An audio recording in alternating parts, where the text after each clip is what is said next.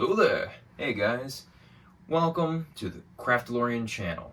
My name's Justin, and today we are going to be making a awesome cardboard helmet of Mayday, a really cool clone character that was sadly only appeared in one episode because Dave Filoni just loves to kill off really cool clone characters. R.I.P. Mayday.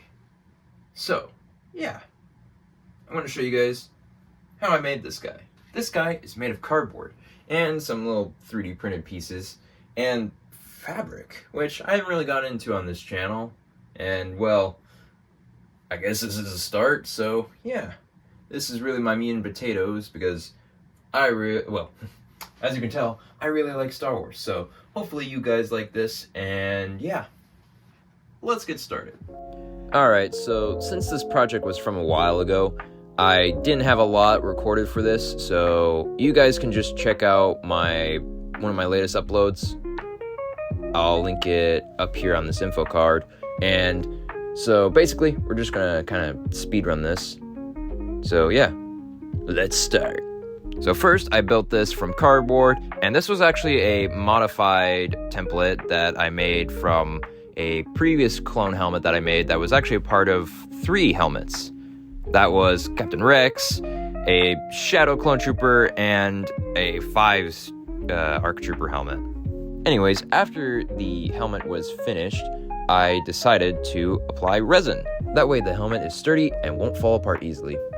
Alright, well, you might be wondering, what is this resin process? After putting on some gloves and a respirator, I gathered myself some materials. I grabbed some red solo cups, some sponge brushes, the 2-part resin and hardener that I bought off of Amazon, and a popsicle stick to stir. After grabbing all of those, I open up the 2 bottles.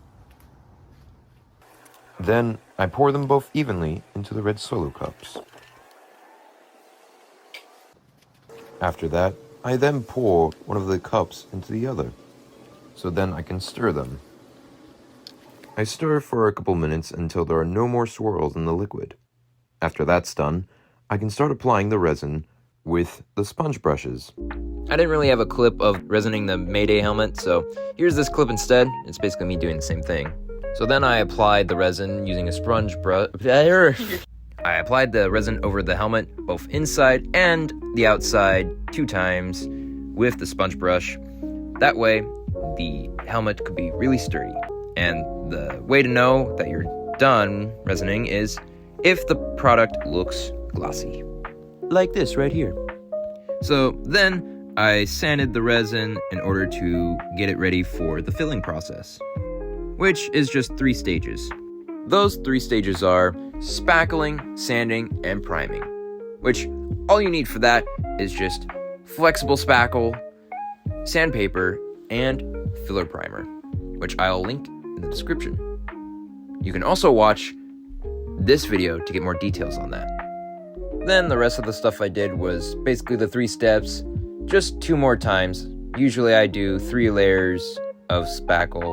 Usually that's enough for me, or I'm tired of spackling it at that point. But you can repeat those 3 steps as many times as you need, just so that way it can be ready for painting.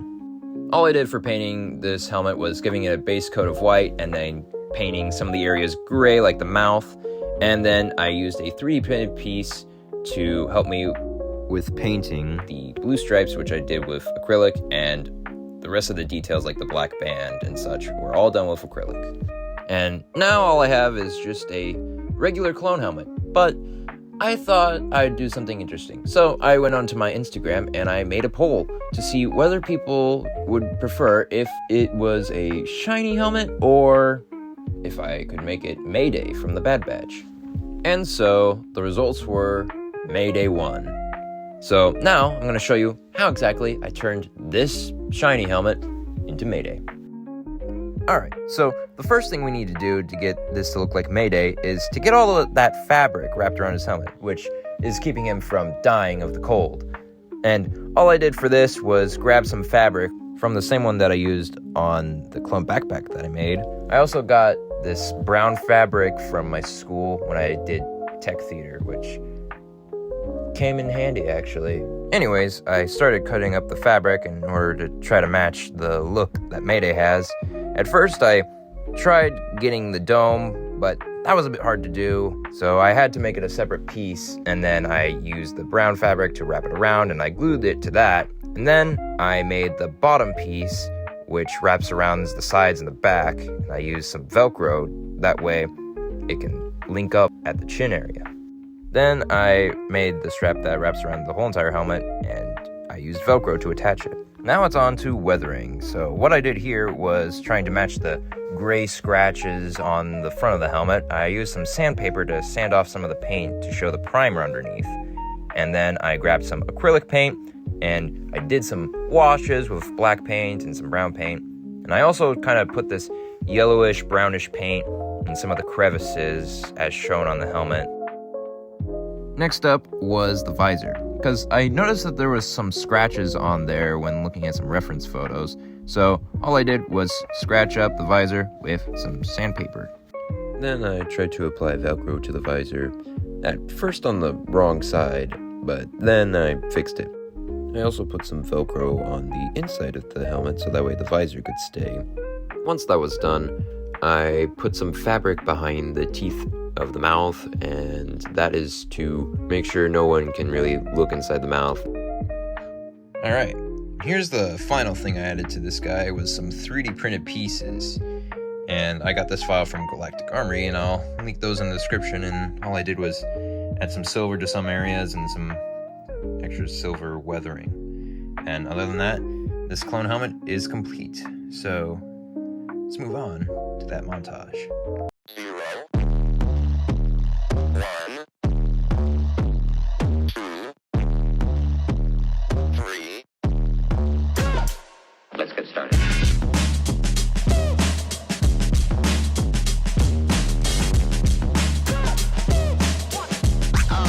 Oh, that's real good. I'd like to believe that the Empire is good, but they've treated us like trash. And you know, we were good soldiers. We followed orders. And for what? Alright, so what I'm going to do now is I'm going to show you guys how I put all this fabric stuff together on him. And first thing is this. I'm going to show you guys how I take this off to show you guys what it looks like underneath. So first, remove this little piece of Velcro, and then remove this one. Get rid of that big old strap. But it's also connected right down here, which some other pieces are too, just to make sure that, you know, the fabric doesn't move around anywhere. And so, yeah. And here's that. And I did glue this stuff together, though this area right here was not glued. Should probably fix that, but yeah. Other than that, that's how that fabric comes off, and if I want to put it back on, I just do all I just did in reverse.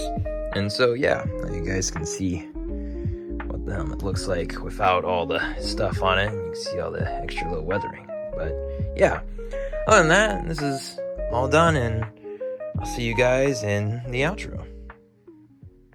And there we go. Now you guys can have your own clone helmet to die of frostbite in.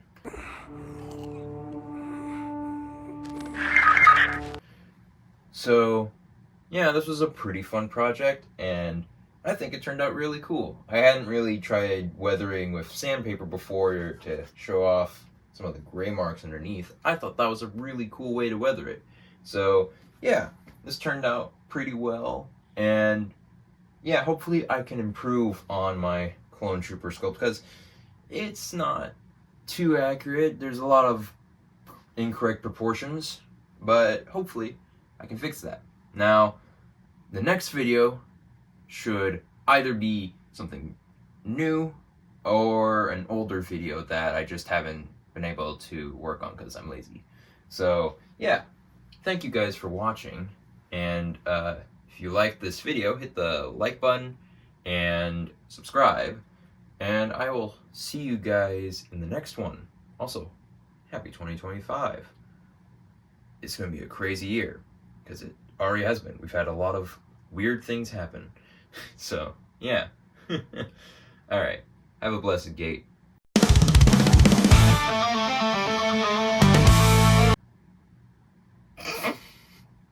Have a blessed day. Have a blessed day, guys, and I'll see you next time. Bye-bye!